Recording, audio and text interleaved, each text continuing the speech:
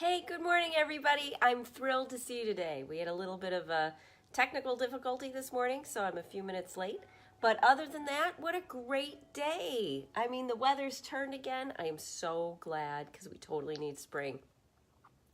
And I'm just about done with my cold, so I'm thrilled about that so I can go and enjoy it. Although being sick the last few days hasn't been so bad. It's really given me permission to do great, hey Jody, to do some great self-care and not worry about things for a while, put everything on the back burner and just, get healthy again.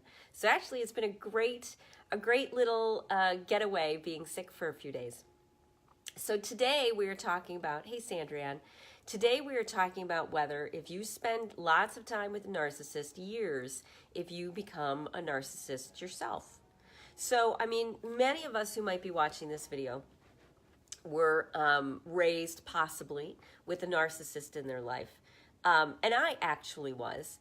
And my dad really wasn't a narcissist as much as he was struggling with a lot of mental health issues. And that's one of the biggest dividing lines that I'm seeing in what's coming out lately. Every time I look at narcissism information that's coming out, narcissistic behavior, most of the things that I'm seeing are missing the fact that most people being labeled as narcissists aren't true narcissists.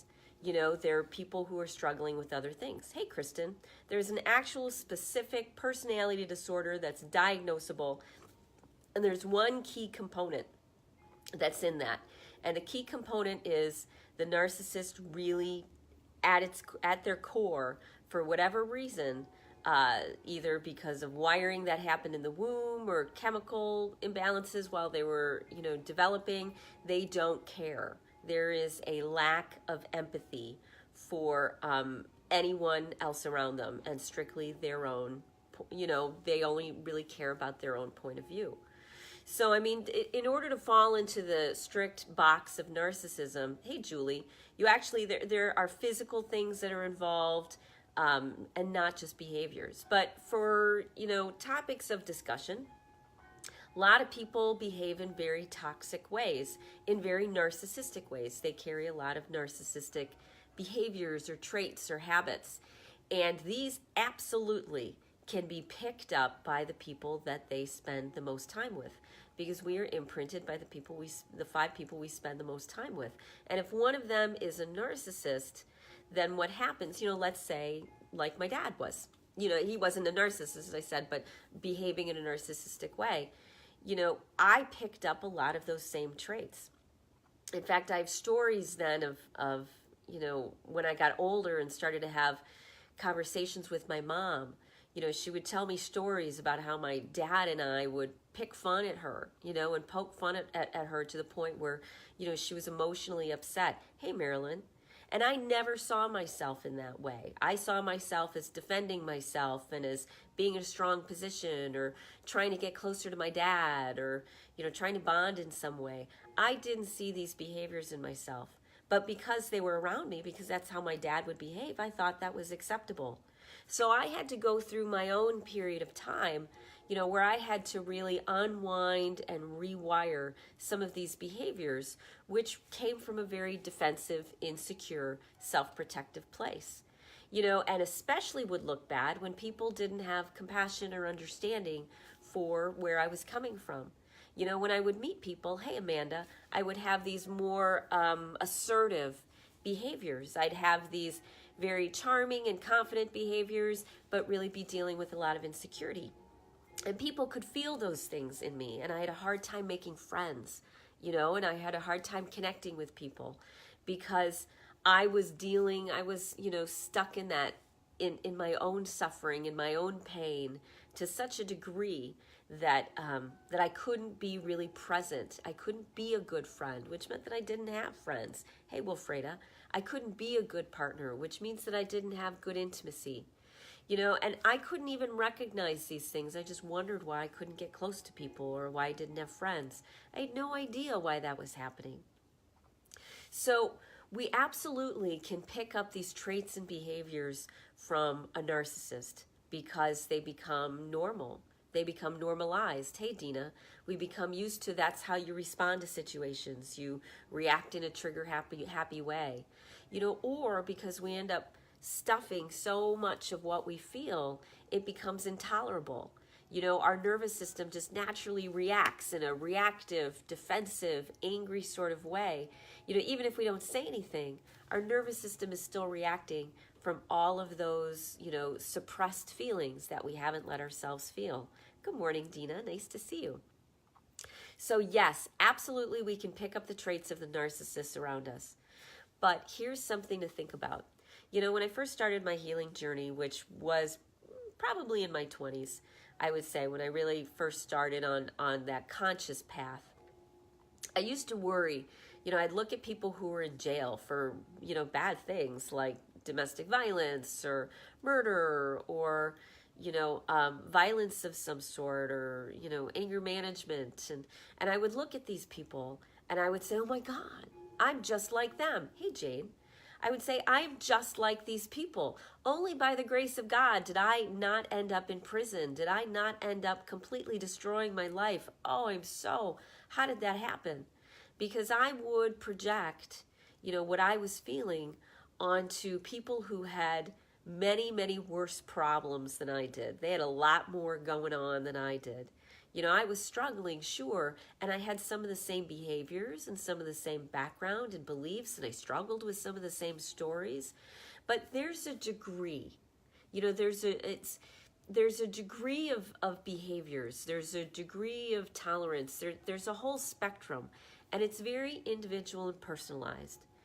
So let's say I could look at my dad and, the quick, easy, snap judgment, especially when I was a kid, was, well, my dad is a narcissist. Clearly he's got a problem and I need to just cut him out of my life and not have anything to do with him. And it took a very good friend for me to say, you know what? Maybe your dad's doing the best that he knows how, and maybe you could, put out an olive branch and really, put that out a few times and see if things change. And I didn't believe them, because I was still pretty angry. And, but I tried it because I wanted a relationship with my dad. So I did. It started with, shrimp cocktail at a holiday and went on from there. Lo and behold, as an adult, I was able to look at my dad and say, wow, he dealt with depression, because anger is one of the symptoms of depression. He struggled with this all of his life, and understandably so. And he managed it the best way that he knew how, which included a lot of narcissistic behaviors. And because I was quick to judge and a kid, hey Cosmo, nice to see you. Because I was quick to judge and a kid, it meant that I immediately labeled my dad. I was shallow. I was saying, I listened to all of the narcissistic stuff that was out there. Hey, Elizabeth, that you need to cut them out of their lives, that they can never change, that it's purposeful, that they're out to get you, that they're evil, that, there's all of these things. And in reality, many people who struggle with narcissistic behaviors, the strong ones that you're like, no, you seriously have something going on. Hey, Sandy, they tend to have a mental illness of some sort. We've got a whole spectrum of things that can be going on. Hey, Mary, it could be bipolar, undiagnosed. It could be ADHD. It could be personality disorder. It could be trauma that's never, that's been buried, that they don't even remember. It could be somebody who is on the Asperger spectrum, like in the Big Bang Theory, like Sheldon in the Big Bang Theory. There's so many different reasons why people behave in very protective, defensive, lashing out, manipulative, two-faced, mask-wearing, inauthentic, lying, whatever it may be. There's a lot of reasons why people behave in those ways, and they behave in narcissistic ways. Does that mean that they need to be cut out of our lives at all costs and abandoned? I mean, what if they're our family and we want to get closer to them? What if they're our spouse and we're financially dependent upon them? What if they're our child and we don't want to abandon them? What if they're our coworker or our boss and we really need this job and we haven't found another one yet? What if it's, there's no other way to go by these people except the way that you are? Maybe you're in a culture that's very patriarchal. You know, there's a lot of reasons why we have to deal with people who are behaving in narcissistic ways in our life. And it's actually much more helpful when you can look at a person as a whole person, not look at them as a label, as a narcissist. Although it's a handy label, you know, that makes us feel better about ourselves, like clearly it's all your fault, there's nothing wrong with me. You know, but in reality, most of us have the tendency to behave in very selfish, self-absorbed, not caring about anybody else sort of ways when our backs are to the wall. You know, there's always been that question of, you know, somebody would ask, well, what would you do in a time of war? Would you actually shoot at somebody? Would you kill somebody? What would you do? And almost all warriors that come back say, you don't know until you're in that situation. So until you know how you'd behave, until you know how you'd respond by being there and doing that time after time after time, that's the only way you really know what you would do. Absolutely. You know, one of the greatest things to think about is until we walk in somebody else's shoes, we really don't know what they're experiencing. And so if people are calling you a narcissist because you've been hanging around with a narcissist too long, or you know, somebody who's behaving in that way, and you've kind of normalized these behaviors, hey, Christine, or you feel that this is the best way to live, you know, because everybody's out to get you, it's very possible you're behaving in very narcissistic ways, in very protective, self-protective, defensive, primal sort of ways. So let's get rid of the judgmentalism. You know, when I took an ethics class, when I got my massage license, you know, one of the things I had to take was ethics. And we ended up in a big argument, not in a big argument, because I don't really get into big arguments, but we ended up in a little bit of a standoff for the first 20 minutes. The instructor said, you know, can we all agree it's wrong to hurt children? And being someone who had been hurt as a child, as well as who had forgiven the people who'd hurt them as a child, you know, I took some issue with this. You know, I had some problems with that because I was like, we hurt children all the time, inadvertently. Does that mean that we're bad people? Does that mean even that the pain is wrong? You know, if we scare a child temporarily in order to help keep them safe, is that good parenting, or is that, you know, bad parenting? What is it? Why is it always, it's wrong to hurt a child? After about 20 minutes, I was like, you know what, I just need to get this ethics class done and move on with my life, because this is not an argument I want to be spending my time with. But it definitely stuck with me of how we look at the world around us in a very shallow point of view, in a point of view that likes to put people in boxes. And you know what? People like to put you in a box too. So when you're around people who are behaving in a narcissistic way, I would like you to ask yourself, is this all that's going on? Is this everything that's going on? Because when you start to identify that maybe people have bigger problems than the narcissistic box that they've been put into, maybe when you recognize that they're dealing with high levels of anxiety or high levels of depression, and that there are ways to handle this. There's ways to manage this and move forward. If you just say somebody's a narcissist, then, you know, the diagnosis is, well, they'll never admit that they're a narcissist, and they're never going to change, and this is the way that they're always going to be. And so, you know, you're out of luck. This is a bad deal, and you just need to cut everybody off and move on. But in reality, a lot of people look like narcissists. They look like toxic people. And the reason they look that way is because they're struggling. Doesn't mean that that you feel sorry for them. It doesn't mean that you pretzel yourself into making them happy. What it means is that you look at them clearly. You see their behavior and you see the person underneath. And if you really care about them, then what you do is you try to help them get the things that they need so they don't have to behave in that way. You know, one of the things that stuck with me lately is something about Winnie the Pooh and depression and Eeyore. You know, maybe you've seen it around where they've said, you know, Eeyore struggled with depression and all of his friends loved him anyways. You know, a lot of people are struggling with a lot of things going on and they don't know how to handle it, and they're doing the best that they know how. Hey, Natalia. They really, truly are. And when I started to embrace that idea, embrace that mindset decades ago, when I started to first have that planted in my subconscious that, you know what, maybe the people that upset me the most and hurt me the most are doing the best that they know how. And if that's true, how can I help them do better?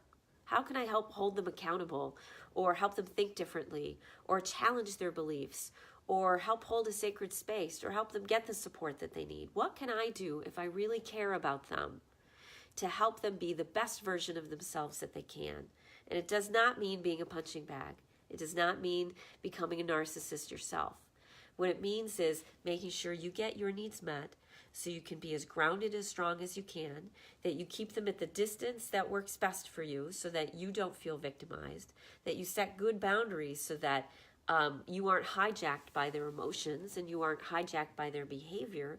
And when you do this, you can start to look at people with true compassion. Hey, Marine, you can start to look past their behaviors and look at them as a human being, not as a label, not as, just like we did with kids for so long. We put them in the learning disabled classrooms, and maybe they were dyslexic. I hear those stories all the time. Or they were put into the behavior classroom because they struggled with ADHD and they didn't have enough food at home. We are very quick to project and label people, and people are projecting and labeling you too. And they're going to pick up on any behaviors that maybe for you are survival, and they're going to put a label in a box on you too. So what we need to do is to start changing this dialogue, start changing this conversation. Yes, Maureen says you pick up on the habits and energy of the person you spend the most time around. Absolutely you do.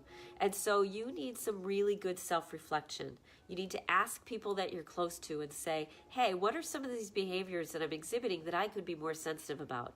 Let me tell you one really positive thing about a narcissist is they keep you constantly examining yourself, constantly looking deeper, and actually motivating me to become the best version of myself that I could become. Because they're very critical. They will pick up on the things that will upset you most. Hey, Rochelle, if you're in a really good grounded place, then a narcissist can be a wonderful catalyst to become, the successful, kind, awesome human being that you've always wanted to be. And when you can look at them and set it up so that they're a challenge instead of something that dominates your life or isolates you or turns you into someone who isn't the version of you wanted to be, that's the line. The difference between whether something is a problem or not, the difference they always say, I've been around AA people and Al-Anon and stuff like that for a really long time. And one of the things they used to say is the difference between, an alcoholic and somebody who just drinks too much is an alcoholic goes to alcoholic meetings. They go to AA meetings. That's the difference. And you know what? And that's kind of true about a lot of things. Whereas if something is a problem, if it's hijacking your life, if it's getting in the way of your friendships, if it's getting in the way of being successful and going about your daily life, then it is a problem. So if your traits and behaviors and insecurities and frustrations and defensiveness and anger and overreactions and chemicals and hormones are getting in the way of real authentic relationships, then yeah, it's time to look at that because it's really damaging you. It's damaging the potential of who you could be. And so that's really sort of the message today, which is we all have the potential, maybe not the potential to be true narcissists, but we all have the potential to pick up and behave in very self-absorbed, insensitive, cruel, unkind sorts of ways. We all do. We all are the people who are causing each other pain. It does come back to us. And only when we start going on that healing journey, getting help and support and positive strategies and self-reflecting and nourishing your body and your mind, that's how you break out of that pattern. Because if you do it too long, yeah, it does really become ingrained and it's much harder to shift and change. You don't have the same neuroplasticity around it. But if you notice it and you start working on it now, on being the best version of you that you can, then absolutely every moment of every day really is the possibility that you can turn things around. It's a new moment. You are a new person every single moment. And so if you're asking yourself the question, am I behaving like a narcissist? Probably. Absolutely. And so what can you do about it? Start paying attention and noticing and having that awareness, and start surrounding yourself with healthier people and listening to healthier things, because then you'll have a better benchmark than the narcissist in your life who's, role modeling for you behavior that will absolutely hurt people and emotionally isolate them and emotionally isolate you. So here's your homework assignment for today. I want you to think about one narcissist that you know, or someone who behaves in a narcissistic way, and I want you to look past their behavior to the person. Not saying feel sorry for them, not saying feel sympathy for them. I'm saying look past and look at them as a whole person, not just on your reaction or the fight or flight, okay? See them in all of their dimensions, all of their beauty and all of their nastiness, and try to get a big picture. That's what I'd like you to try to do today, to look beyond your own projections, deeper into somebody, and not just first impressions. And if you feel stuck, we've got this great group that I've offered. It's strategies to cope with a narcissist. You can find it through my business page, Rita Aiken Hickman. And there's a link there. There's a group there. Absolutely ask to join. We've just started this out. And it's finally a voice on healthy strategies to cope with narcissism instead of the reactionary, angry, painful, it's all somebody else's fault, and from that real wounded perspective, which most people are coming from. It's time to stop coming from the wounded perspective that we're in, to heal our wounds, to work on our wounds, but stop letting our wounds dictate how we view and interact with life. So if you feel stuck, I do coaching. I've got the group. We do the live streams. Absolutely look for help and start changing your mindset so the narcissist isn't the only one that's imprinting on you, that you have much better role models, okay? So I hope you have a wonderful Friday. I'm looking forward to seeing you Monday. Keep your eyes open for the Narcissist Expert Roundtable we're going to be doing in a couple weeks. We're trying to nail down the date for everybody. Join the Narcissism Strategies for Coping with Narcissists group. I'd love to have you there. And do something great for yourself today, okay? I'll see you on Monday. Bye.